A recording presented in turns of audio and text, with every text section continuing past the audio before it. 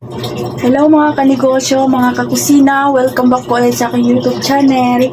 Ngayon po ay maglilinis po kami ng sugat ng aking mister. Dahil po guys, may nangyari po sa kanya kaninang madaling araw habang namamalengke po siya. Kasi guys, dito po sa aming pag-ihaw-ihaw, yung mister ko po, madalas ko po itong sinasabi sa aking mga vlog na ang namamalengke po ay yung aking mister. Kasi po, motor lang po yung kanyang ginagamit sa pagpalengke. Pasensya na po kayo guys, ang lalaki. Tapos po guys, ay araw-araw po yun. Pwede lang po pag nag-day off kami, siya po talaga yung namamalengke. Ngayon po guys, ay may nangyari po sa kanya na aksidente or hindi, ganun po talaga, hindi po natin maiwasan, kaya kailangan doble ingat po talaga. Pero kahit doble ingat po, talagang sobra pa rin ako nagpapasalamat sa ating Panginoon dahil po hindi ganun po kalala yung nangyari sa aking mister. Bali kaninang madaling araw nung pauwi na po siya galing na malengke, malapit na po dito sa amin, mga ilang kilometers na lang, dala-dala na po niya yung aming mga paninda. Sa kalsada po na dinaanan niya, may langis po na tumagas doon sa kalsada. Akala po niya tubig. Yung bali, yung isang way ng kalsada na dapat yung nadaanan niya, akala niya tubig, dumaan po siya doon. Yun pala po ay langis or diesel na tumagas doon sa kalsada. Yun po, sumimplang or gumulong-gulong po yung mister ko doon sa kalsada. Nagulat na lang ako nung dumating siya, hindi niya dala yung mga paninda. Pero sobrang bilib pa rin ako sa mister ko guys, kasi nauwi pa rin niya yung paninda o yung motor. Wala nang brake. Tapos ito po, bawal ko pong ipakita. Ito po yung sobrang lala na tama ng sugat niya guys. Wak-wak po ito. Etong dito. Ito po yung may nakakita po sa kanya kasi siya lang po mag-isa na malengke. Thank you, shout out Diko. Hindi natanong ng mister ko yung pangalan nila. Tatlong lalaki na nakamotor, dalawang motor sila, tatlong lalaki. Yun yung tumulong sa mister ko. Yun yung nagbangon sa kanya o nagpatayo ng motor niya kasi walang malapit po sana yung pangyayari na yun sa barangay guys, pero wala pong lumapit na barangay. Ilang hakbang na lang po ay barangay hall na dito sa amin yung na pinangyarihan na yun, pero walang tumulong na barangay. Ayun, yung tatlong lalaki po yung tumulong sa aking mister guys. Tapos buti na lang yung lalaki kasi sobrang madugo po ito. Ito po yung malalang tama niya. Hindi po natin siya pwedeng ipakita. Ito po ay tinahina. Bali, nakarating pa siya sa bahay. Ang nangyari, anong oras ba nangyari? 3:30. Kasi po namamalengke yung mister ko. Alas 2. Pauwi na siya. 3:30, pauwi siya. Sa bahay, yun yung nangyari. Yun yung pangyari na nasemplang siya. 3:30 po ito nangyari. Tapos po naiuwi pa niya yung motor, pati yung aming paninda. Sobrang bilib ako sa mister ko. Nung dinala namin siya sa doktor, mga 5 na ng umaga, nandito pa siya sa bahay. Nilinis ko pa ito. Wak-wak, halos hindi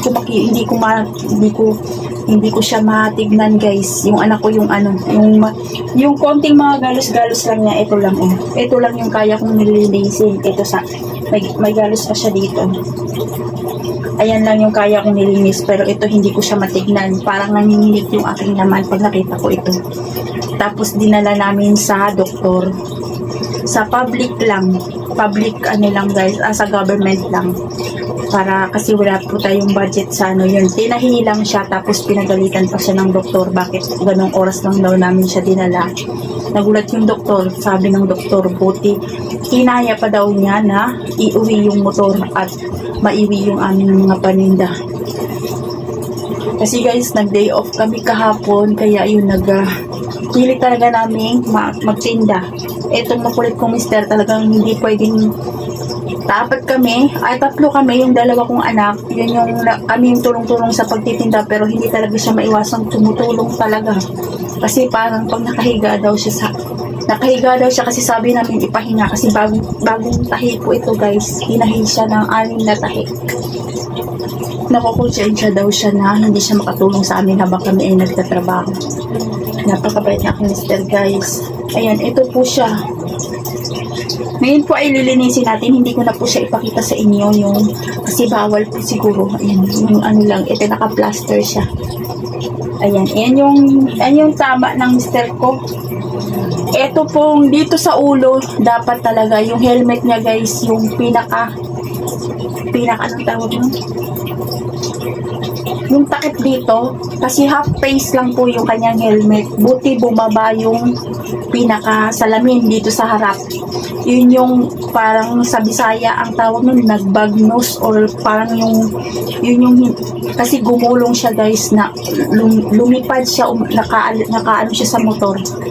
Nakahiwalay siya sa motor. Kaya yun, sobrang nagpapasalamat pa rin ako sa Panginoon at buti na lang po nung time na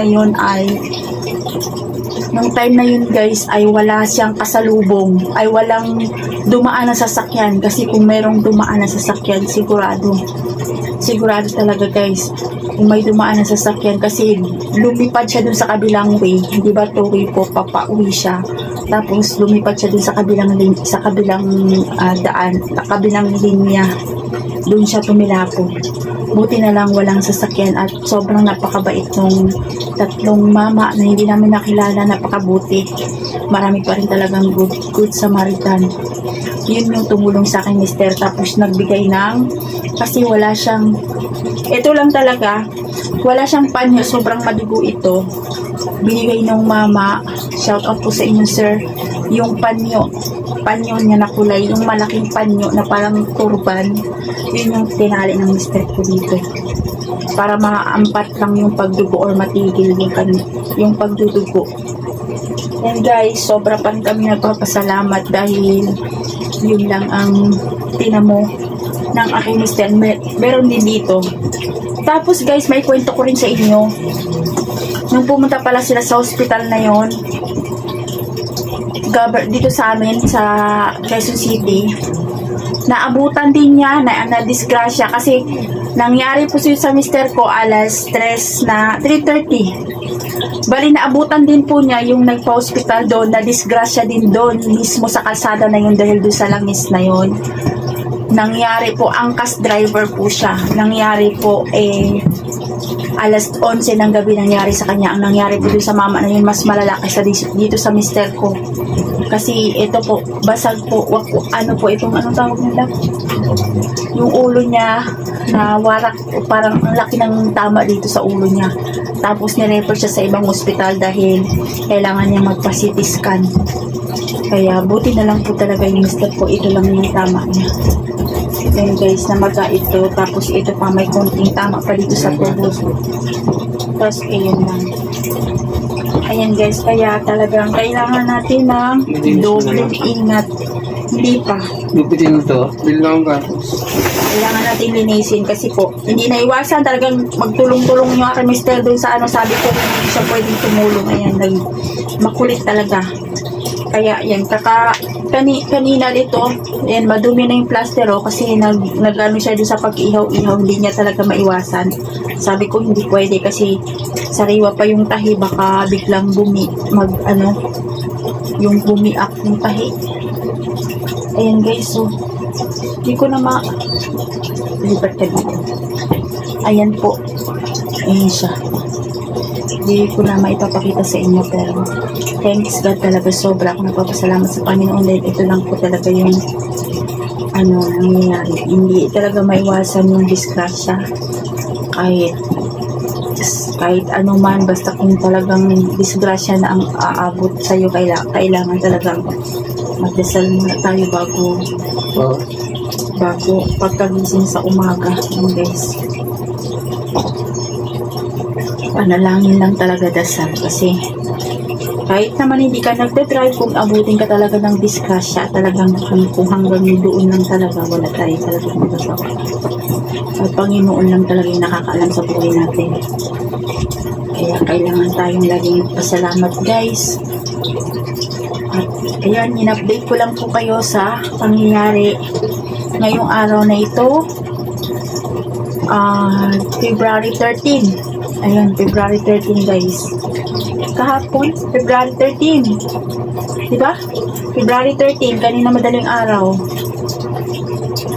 Yun po yun, yung nangyayari sa kanya, February 13. Hindi ko akalain kasi alam ko namang gamay na ng mister ko. Sanay na ilang taon na po siya nagdadrive. 1984. Guys, natuto siyang mag-drive hanggang ngayon, kaya sobra akong kampante sa mister ko kasi sanay po talaga siyang mag-drive kahit motor, kahit sasakyan. Sanay siyang mag-drive kasi driver nga po yung mister ko, pero hindi talaga natin maiwasan yung disgrasya. Hindi natin alam, kaya kailangan manalangin. Pero sobra na rin ako nagpapasalamat sa ating Panginoon na ito lang po talaga, ito lang. And x-ray lang siya, babalikan pa namin yung result ng x-ray. Ayun, tapos meron ng niresetang gamot sa kanya. Kinurukan na rin siya ng anti-tetano. Tapos yung pain reliever. Ayun lang, guys. Tapos mamaya po, kasi talagang hindi tayo pwedeng hindi maghahanap buhay kasi ito lang po yung ating pinagkukuhanan